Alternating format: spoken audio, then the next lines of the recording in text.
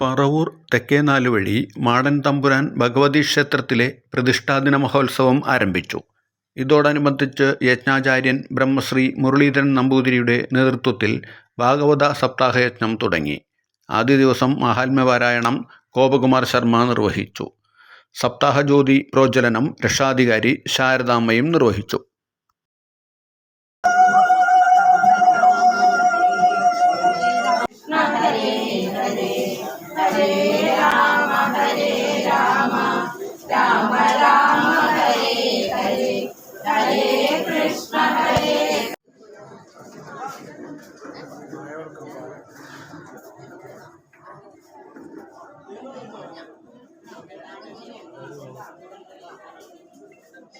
ഇവിടെ യാത്രാവിവരണമടങ്ങിയ ഒരു ബുക്ക് ആചാര്യന് കൈമാറുന്നതിനായി ഇവിടെ എത്തിയിട്ടുണ്ട്. അവരെ സപ്താഹവേദിയിലേക്ക് ക്ഷണിച്ചുകൊള്ളുന്നു.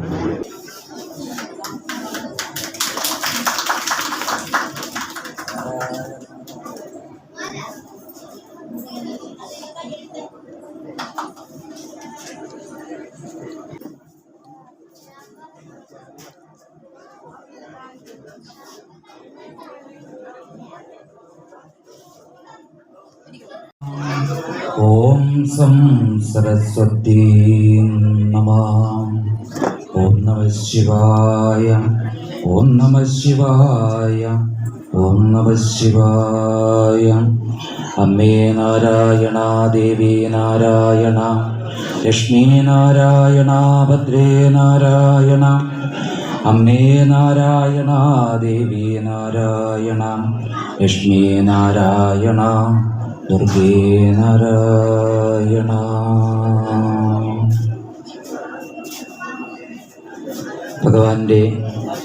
ഭഗവതിയുടെ കൃപാകടാക്ഷം വീണ്ടും ഒരു സപ്താഹം ഞാൻ ഇന്നതിലേക്ക് നമ്മൾ പ്രവേശിക്കുകയാണ്.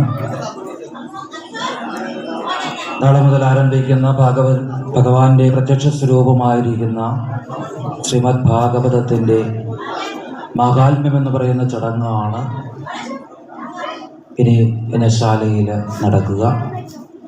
7 ദിവസങ്ങളായിട്ട് ഇവിടെ പാരായണം ചെയ്യുന്ന ഈ ഗ്രന്ഥത്തിൻ്റെ മഹത്വം എത്രത്തോളം ഉണ്ട് എന്ന് നമ്മളെ ഒന്ന് ബോധിപ്പിക്കുക എന്നതാണ് മഹാത്മ്യം എന്നതുകൊണ്ട് ഉദ്ദേശിക്കുന്നത്. 2-3 കൊല്ലങ്ങളായിട്ട് നമ്മൾ ഭാഗവതത്തെ ഉപാസിക്കുന്നു യജ്ഞത്തിൻ്റെ രൂപത്തിൽ. അതുകൊണ്ട് തന്നെ പരിചയമുള്ള മുഖങ്ങളൊക്കെയാണ് മുമ്പിലുള്ളത്. പ്രത്യേകിച്ച് കൂടുതലായിട്ട് വിശദീകരിക്കേണ്ട ആവശ്യമുണ്ട് എന്ന് തോന്നുന്നില്ലെങ്കിലും ചടങ്ങ് എന്ന രീതിയിൽ അതിനെ ഒന്ന് അനുസ്മരിച്ചുകൊണ്ട് നമുക്ക് അത് പൂർണ്ണമാക്കി ഭഗവത്പാദത്തിലേക്ക് സമർപ്പിക്കാം. നാളെ മുതൽക്ക് നടക്കുന്ന കാര്യങ്ങളെ പറ്റിയിട്ടൊന്ന് ചെറുതായിട്ട് സൂചിപ്പിക്കാൻ നോട്ടീസിലുണ്ട്. 6 മണിയോടുകൂടി യജ്ഞശാലയിലെ ചടങ്ങുകളൊക്കെ ആരംഭിക്കും. സുക്ത ജപം തുടർന്ന് 6 മണിയോട് കൂടിയിട്ട് വിഷ്ണു സഹസ്രനാമ ജപം ഉണ്ടാവും എല്ലാ ദിവസവും. അതേ തുടർന്നിട്ട് ഭാഗവത പ്രാർത്ഥന, കുറച്ച് വന്ദനാ ശ്ലോകങ്ങളൊക്കെ ഇവിടെ നിന്ന് ജപിച്ചു തരും. നിങ്ങളുടെ കൈകളിലേക്ക് അല്പം പൂക്കളൊക്കെ തരും. ആ പൂക്കളൊക്കെ സ്വീകരിച്ചുകൊണ്ട് ചൊല്ലിത്തരുന്ന വന്ദനാ ശ്ലോകങ്ങളൊക്കെ ഏറ്റു ജപിച്ച് അതിൻ്റെ അവസാനത്തിലായിട്ട് സർവം ശ്രീകൃഷ്ണപാദാരവിന്ദാർപ്പണമസ്തു എന്ന പ്രാർത്ഥനയോടുകൂടി പൂക്കൾ തിരികെ യജ്ഞശാലയിൽ സമർപ്പിച്ചു കഴിയുമ്പോൾ രാവിലത്തെ പൂജയുടെ ദീപാരാധനയാകും. അത് കഴിഞ്ഞാൽ പാരായണ ഭാഗങ്ങളിലേക്ക് ഓരോ ദിവസവും പ്രവേശിക്കും. നാളെ ഇന്നത്തിൻ്റെ 1ാമത്തെ ദിവസമാണ്. വരാഹാവതാരമാണ്. വൈകുന്നേരം ഏകദേശം 5 മണിയോടുകൂടിയിട്ട് യജ്ഞശാലയിൽ പാരായണം ചെയ്യുക. എല്ലാ ദിവസവും വൈകുന്നേരമാണ്.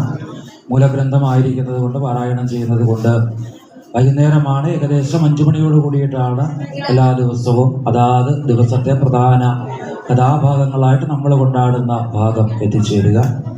അപ്പോൾ നാളെ വരാഹ അവതാരമാണ്.